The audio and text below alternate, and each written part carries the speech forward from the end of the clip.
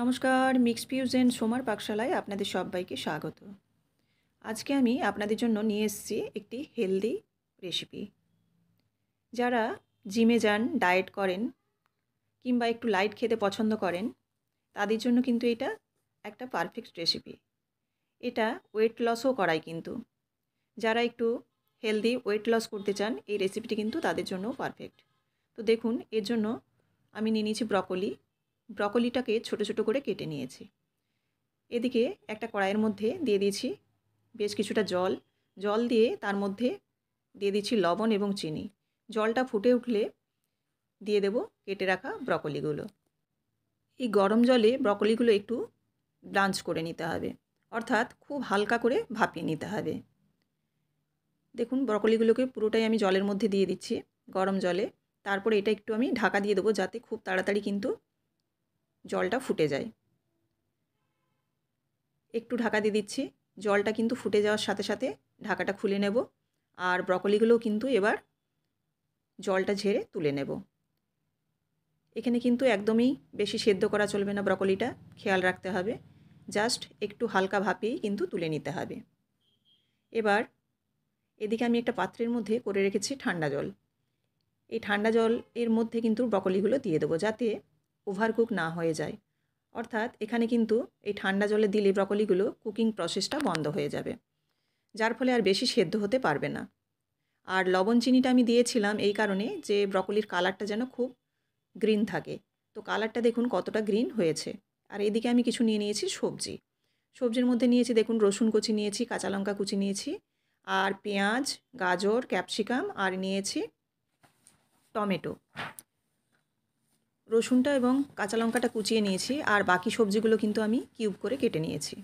এদিকে একটা কড়াইয়ের মধ্যে দিয়ে দিচ্ছি বাটার 1 চামচ, দিয়ে ব্রকলিটা যেটা আমি জল ঝরিয়ে রেখেছিলাম, সেই ব্রকলিটা কিন্তু একটু এই বাটারের মধ্যে নাড়াচাড়া করে নেব।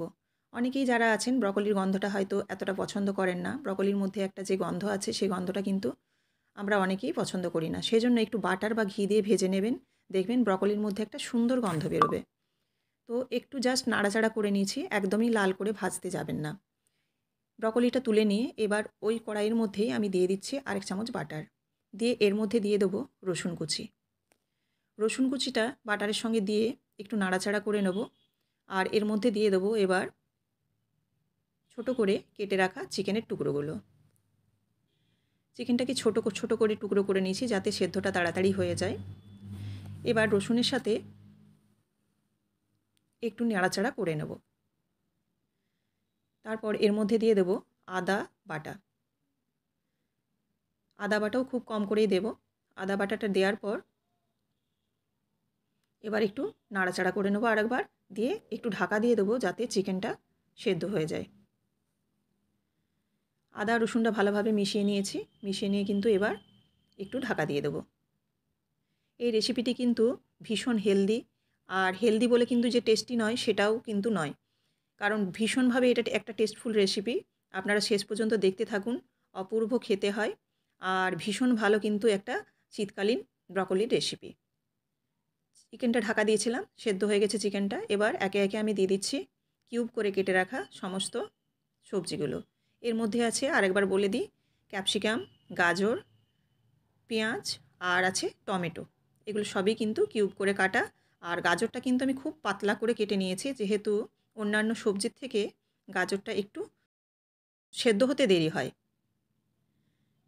এবার এই সবজিগুলো যাতে হালকা একটু নরম হয়ে যায়, সেজন্য কিন্তু আমি 1 থেকে 1.5 মিনিটের মতো ঢাকা দিয়ে দিলাম। সবজিগুলো কিন্তু এখানে ক্রাঞ্চি ভাব থাকবে, তো সেই কারণে সবজিগুলোও কিন্তু খুব একটা বেশি ফ্রাই করে বা সেদ্ধ করা যাবে না। এবার দিয়ে দিচ্ছি গোলমরিচের গুঁড়োটা দেওয়ার পর দেব পরিমাণ মতো লবণ।